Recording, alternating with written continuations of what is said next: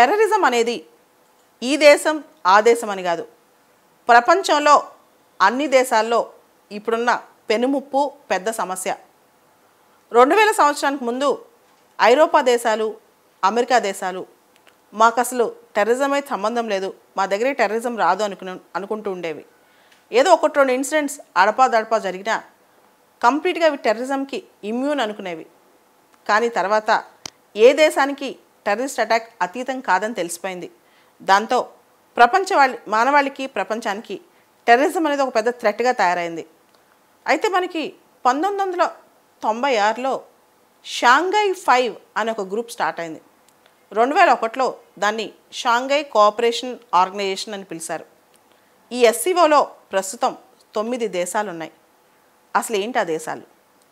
China, Russia, Tajikistan, Kazakhstan, Kyrgyzstan, Uzbekistan, India, Pakistan, రీసెంట్గా Iran వచ్చి join అయింది. మొత్తం 9 దేశాలు అన్నమాట. భారత్, పాకిస్తాన్ ఎస్సీఓలో 2016లో జాయిన్ అయ్యాయి. ఈ ఎస్సీఓకి సంబంధించి ఇంకొక సబ్ ఆర్గాన్ ఉంది, దాన్నే ర్యాట్స్ అంటారు, రీజనల్ యాంటీ టెర్రరిజం స్ట్రక్చర్. ఈ ర్యాట్స్ యొక్క హెడ్ క్వార్టర్స్ సపరేట్గా ఉంటుంది ఉజ్బెకిస్తాన్ టాష్కెంట్లో. ఈ ఉజ్బెకిస్తాన్ టాష్కెంట్లో ఉన్న హెడ్ క్వార్టర్స్లో ఉన్న ర్యాట్స్ సంబంధించి రెగ్యులర్గా సమ్మిట్స్ జరుగుతుంటాయి. నిన్న ర్యాట్స్కి సంబంధించిన సదస్సు ఢిల్లీలో జరిగింది. 9 దేశాలు అటెండ్ అయ్యాయి. పాకిస్తాన్ కూడా 3 రిప్రజెంటేటివ్స్ను ఢిల్లీకి పంపించింది. ర్యాట్స్ యొక్క థీమ్ ఏంటంటే సపరేటిజం, టెర్రరిజం, ఎక్స్ట్రీమిజం పారదోలటం. అయితే ఈ ర్యాట్ సమ్మిట్స్లో జరిగిన అంశాలను జనరల్గా మీడియాకి చెప్పరు, ఎందుకంటే కొంచెం సెన్సిటివ్ ఇన్ఫర్మేషన్ ఉంటుంది కాబట్టి. అయితే నిన్న సదస్సులో ఇస్లామిక్ కంట్రీస్, జమ్మూ కాశ్మీర్లో ఉన్న కొన్ని హ్యూమన్ రైట్స్ అంశాలు, రకరకాల అంశాలు పైకి లేపినట్టు తెలుస్తోంది. దానికి సంబంధించి ఇండియా కొంత హార్ష్గా రియాక్ట్ అయినట్టు కూడా తెలుస్తోంది.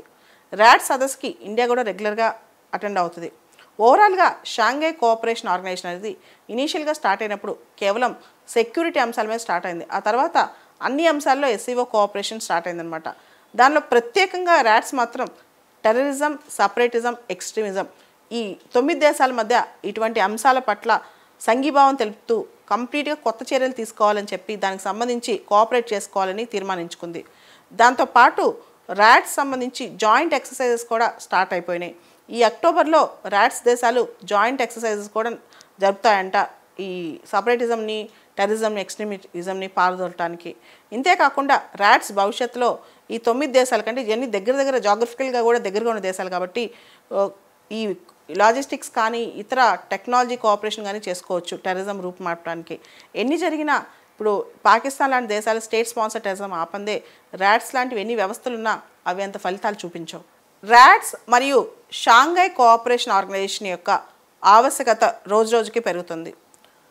ముఖ్యంగా మనం ఎస్సీఓలో చూసుకుంటే చైనా, రష్యా లాంటి దేశాలు ఉన్నాయి. ఎస్సీఓలో పెద్ద సెంట్రల్ ఏషియాకి చెందిన డైలాగ్ పార్ట్నర్స్ కూడా ఉన్నారు. సో షాంఘై కోఆపరేషన్ ఆర్గనైజేషన్ని ఒక మంచి ప్లాట్ఫామ్గా ఇండియా లాంటి దేశాలు వాడుకోవచ్చు.